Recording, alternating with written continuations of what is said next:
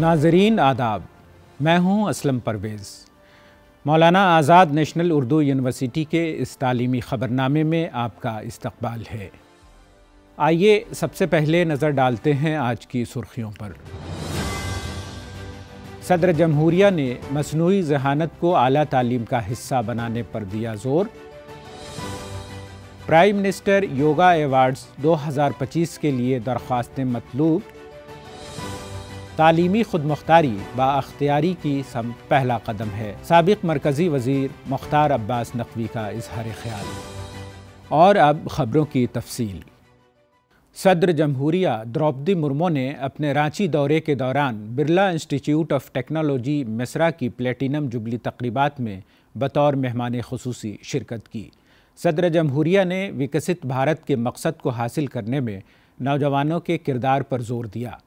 صدر جمہوریہ نے اپنے خطاب میں انسٹی ٹیوٹ کی کامیابیوں کا ذکر کرتے ہوئے کہا کہ یہ ادارہ مشرقی ہندوستان میں تکنیکی تعلیم میں پیش رہا ہے۔ انہوں نے یہ بھی بتایا کہ انسٹی ٹیوٹ کے ذریعے کئی لڑکیوں نے ٹیکنالوجی کے میدان میں اپنی صلاحیتوں کا لوہا منوایا ہے۔ صدر جمہوریہ نے ٹیکنالوجی کے میدان میں اختراعات کو فروغ دینے پر زور دیتے ہوئے کہا کہ مصنوعی ذہانت سے لوگوں کی زندگیوں کو بدلنے میں مدد مل سکتی ہے۔ I am especially happy to see so many young women here. As I visit institutions of higher education across the country, I see our daughters raising the bar of excellence. AYUSH کی وزارت نے بین الاقوامی یوگا کے 2025 ایڈیشن کے لیے وزیر اعظم yoga awards کے لیے نامزدگی کا عمل شروع کرنے کا اعلان کیا ہے۔ ان اعزازات کے لیے ایسے افراد اور تنظیموں کو تسلیم کیا جاتا ہے جنہوں نے قومی اور بین الاقوامی سطح پر یوگا کے فروغ اور ترقی میں اہم رول ادا کیا ہو۔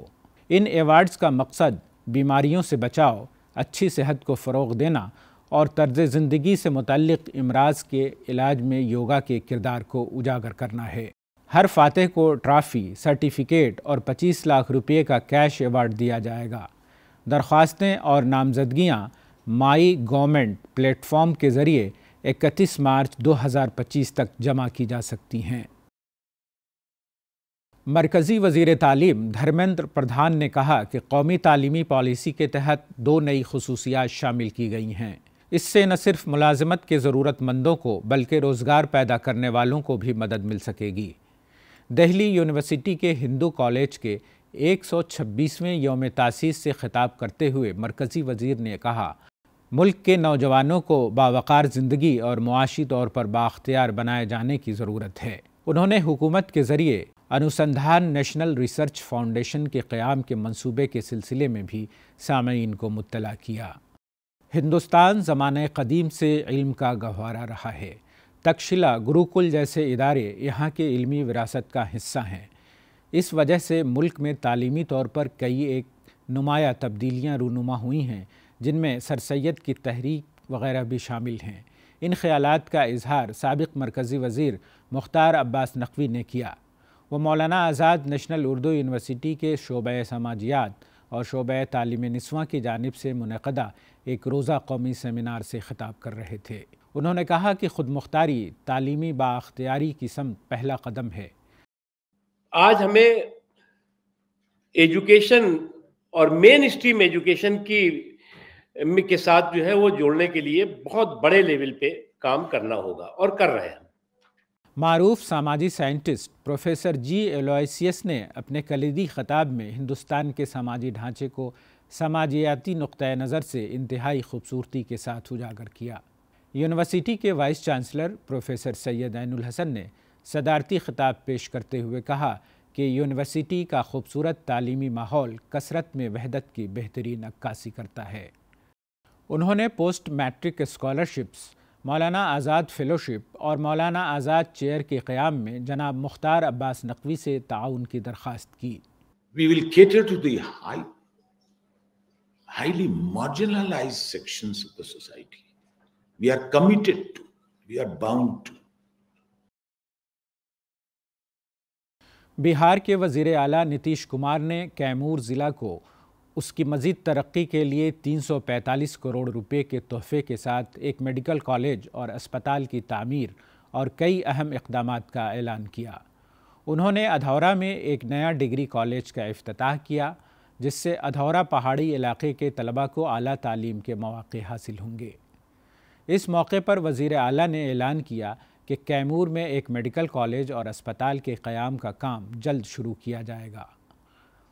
یہ یہاں کے طلباء کے لیے طبی تعلیم کے مواقع پیدا کرے گا اور علاقے میں صحت کی سہولیات کو بہتر بنائے گا۔ یہ اقدامات نہ صرف کیمور کے تعلیمی نظام کو مضبوط کریں گے بلکہ نکسلی اثرات والے علاقوں میں تعلیمی سہولیات کی بہتری میں بھی مددگار ثابت ہوں گے۔ مولانا آزاد نیشنل اردو یونیورسٹی کے شعبہ اردو کی جانب سے 2 روزہ قومی سیمینار اردو میں سوانحی ادب 1980 کے بعد کے موضوع پر منعقد کیا گیا۔ افتتاحی اجلاس کی صدارت یونیورسٹی کے رجسٹرار پروفیسر اشتیاق احمد نے کی۔ انہوں نے اپنے خطاب میں سوانحی ادب کی اہمیت کو اجاگر کرتے ہوئے کہا کہ یہ تحقیق و جستجو کے لیے حوالہ جاتی حیثیت رکھتا ہے۔ بایوگرافیکل یا سوانحی رائٹنگز اردو زبان میں موجود ہے، وہ کہیں بھی کسی طریقے سے ایک بہت ہی ہائی ریسرچ اسٹینڈرڈ کو فالو کیا جاتا ہے۔ سیمینار کے ڈائریکٹر پروفیسر شمس الہدیٰ دریابادی نے مہمانوں اور شرکاء کا استقبال کیا اور ڈاکٹر بی بی رضا خاتون نے موضوع کا تعارف پیش کیا۔ پروفیسر قاضی حبیب نے کلیدی خطبہ پیش کرتے ہوئے 1980 کے بعد سوانح عمریوں میں اضافے کے اسباب پر روشنی ڈالی۔ مہمان خصوصی پروفیسر محمد شاہد حسین نے سوانحی ادب کی روایت اور فن پر سیر حاصل گفتگو کی۔ ملک کے مختلف گوشوں سے تشریف لائے اسکالرز، یونیورسٹی کے مختلف شعبوں کے صدور، اساتذہ اور طلباء و طالبات کی کثیر تعداد اس سیمینار میں موجود تھی۔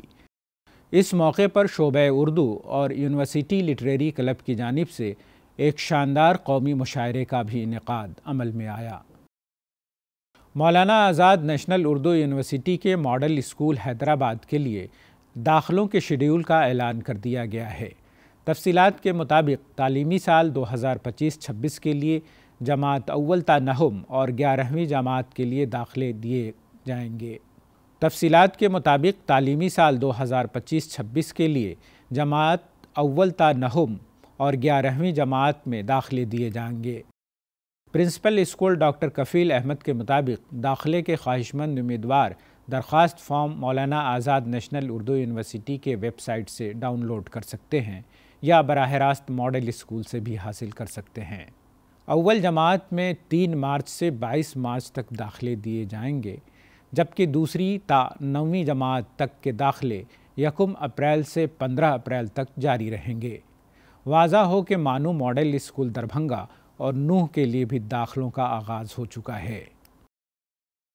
آئیے آخر میں پھر ایک بار نظر ڈالتے ہیں آج کی سرخیوں پر۔ صدر جمہوریہ نے مصنوعی ذہانت کو اعلیٰ تعلیم کا حصہ بنانے پر دیا زور۔ پرائم منسٹر یوگا ایوارڈز 2025 کے لیے درخواستیں مطلوب۔ تعلیمی خود مختاری بااختیاری کی سمت پہلا قدم ہے، سابق مرکزی وزیر مختار عباس نقوی کا اظہار خیال۔ آج کی خبروں میں فی الحال اتنا ہی۔